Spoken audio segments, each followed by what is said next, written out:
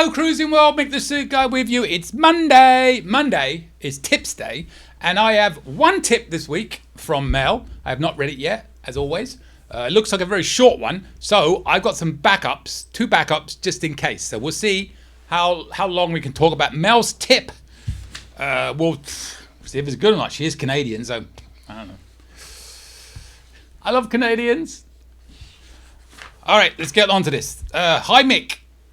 Clothes steamers are not allowed, but if you bring a flat iron for your hair, you can use that to get the wrinkles out of your clothes. It's a bit time consuming though. Cheers, Mel.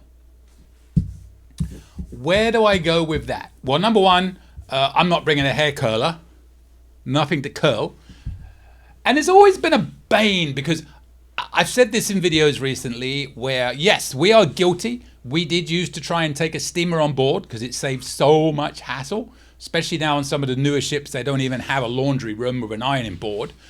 But recently they must have upped the game because we used to get it through almost every time. And the last 6 cruises, it's been taken. So we kind of gave up on that.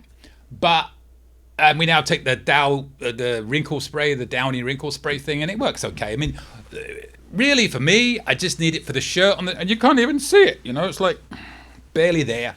But my bone of contention has always been, if you can take a flat iron, why can't you take a steamer?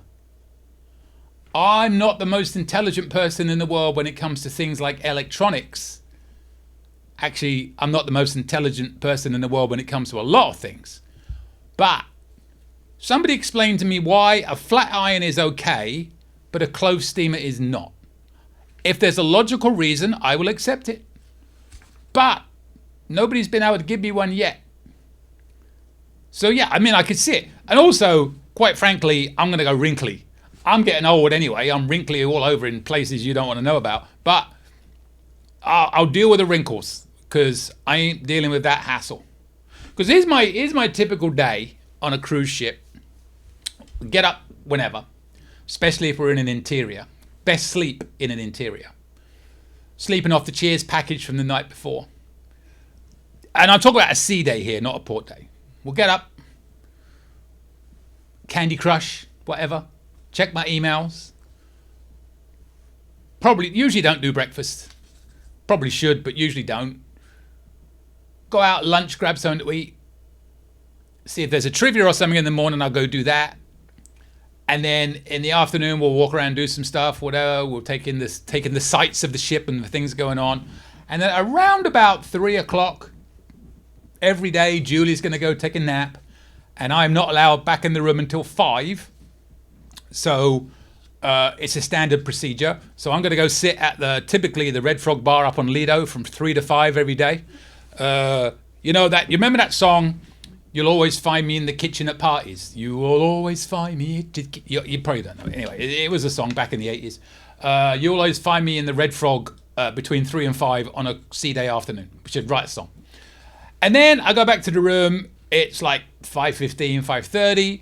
And then we're going to go out about 6. So I don't have time to be taking a flat iron and getting wrinkles and stuff out of clothes. I will deal with the wrinkles. But if you want to do that, then do that and just make me mad because I still can't believe you can take a flat iron on a ship, but you can't take a steamer. Somebody explain it to me and cure my anger. All right, thanks, Mel. Now, I've got 2. Because I didn't read it, but I saw you could tell it was only 1 because it was 2 lines. I was hoping it would be just 1. So, I got to fill in. So I got 2. Aha! As I think of these, I write them down sometimes. So, and apologies for that thud sound that just went in the microphone because I was trying to put it down gently like that, but it went down like that. That's going to be just as bad. So, first one. Did you know? Now, a lot of people know about Uplift. I've got a whole video of it in my channel. You can look it up. Uplift is like, paying off an interest-free credit card on it.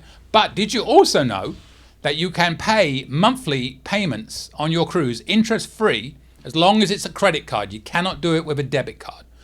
But I'm not 100% sure how you would do it on Carnival's site. There must be a way to do it, I am sure. I know I can do it because on the travel agent site, I can just go in there and just click on the button and it will do it.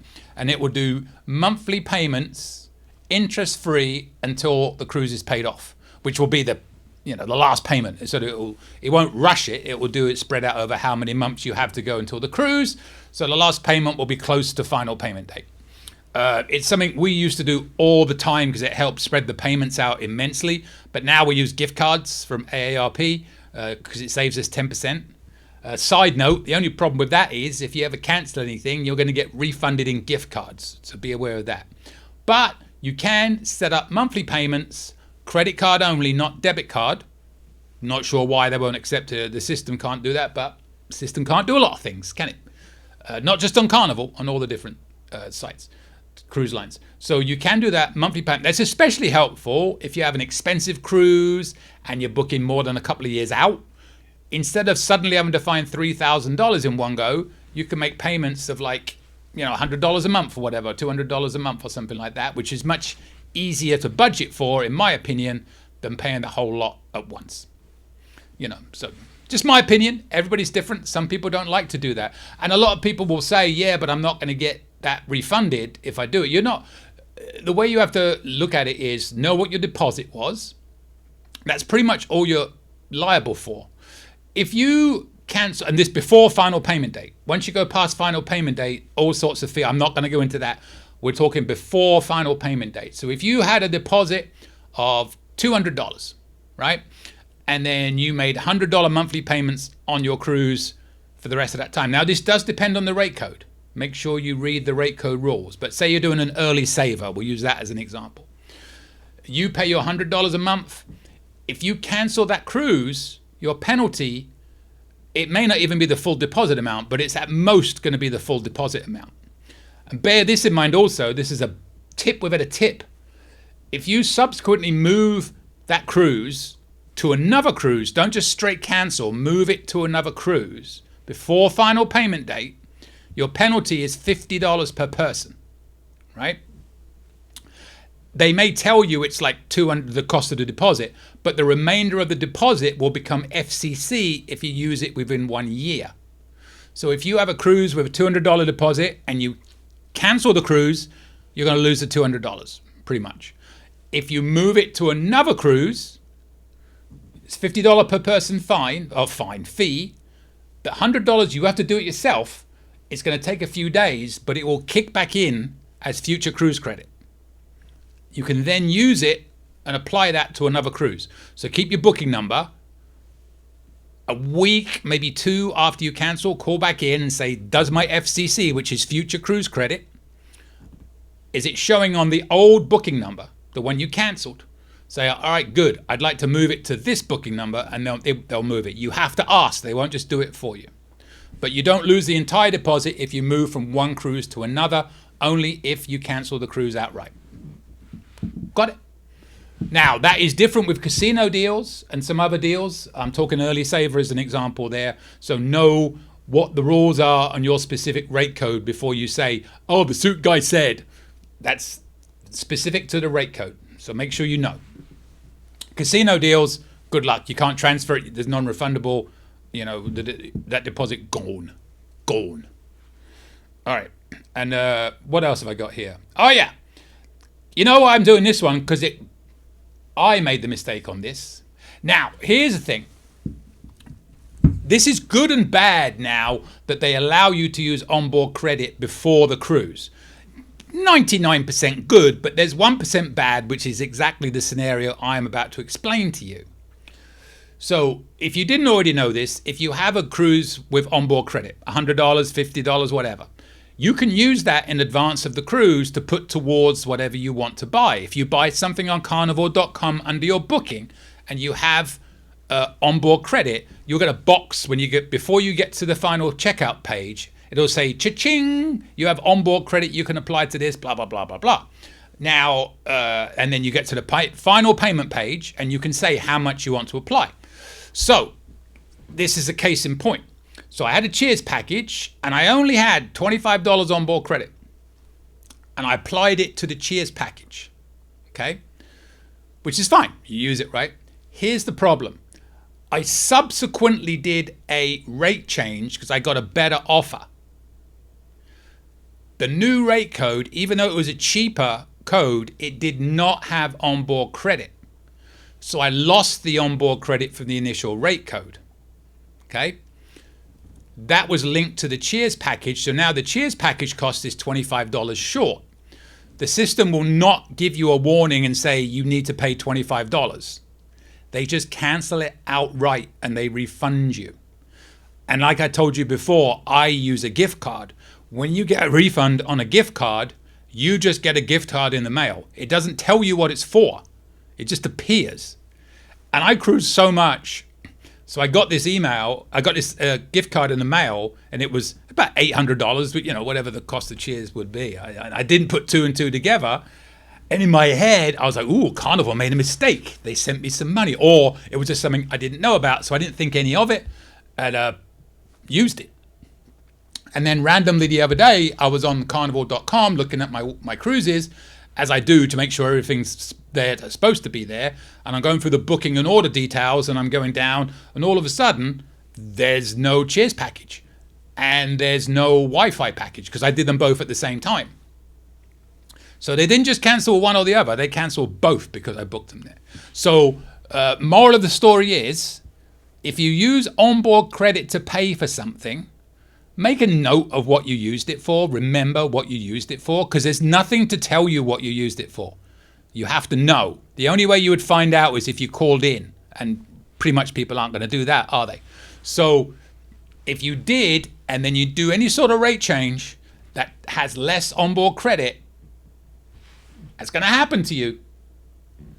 If I hadn't checked, I wouldn't have known until I got on board, then I'd have to pay 10% extra. So just a little lesson. So again, summarize, if you have onboard credit and then for whatever reason you lose the onboard credit, in my case, I got a better rate code, so I switched. Anything you bought with that onboard credit you've just lost will get canceled. So just be aware. That's all. There's not many scenarios that's going to happen under, other than the one I just told you. But it can happen because it happened to me. I'm the sort of person that needs to make a mistake once, and once I've done it once, I will learn from it and move on and not do it again. There you go. And, problem, it's all good. It's all good. Nothing you can do. So that's it. So, right. So thanks, Mel, for making me feel even worse about my steamer issue. And don't forget, you can make those monthly payments. Again, I'm not 100% sure how you do that when you book on Carnival.com, because I use a different system to book.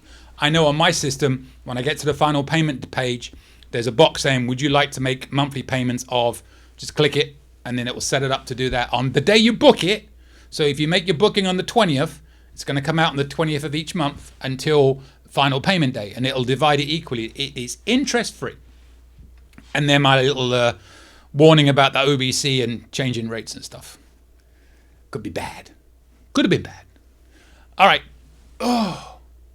With that, if you'd like to subscribe, please do so. Hit that little bell if you want notifications of when these videos are going to come out. Also, if you have any questions for me, my email is coming up at the end of this video. And if you have any tips yourself you want to send them to that email. I do them every now and then, usually on Mondays. They'll be coming out. So look out for yours. And be warned, as with Mel's, I don't read them in advance. I read and react. And with that, I will see you later, Cruising World. Any type of travel? We are travel agents. Check out our site, elitetravelconnection.com, or email me, Mick, at elitetravelconnection.com. We are here for you. Finally, subscribe, please. Pretty please. You know you want to. Go on. I won't beg you. Okay, I'm begging. Please. Subscribe. Thank you.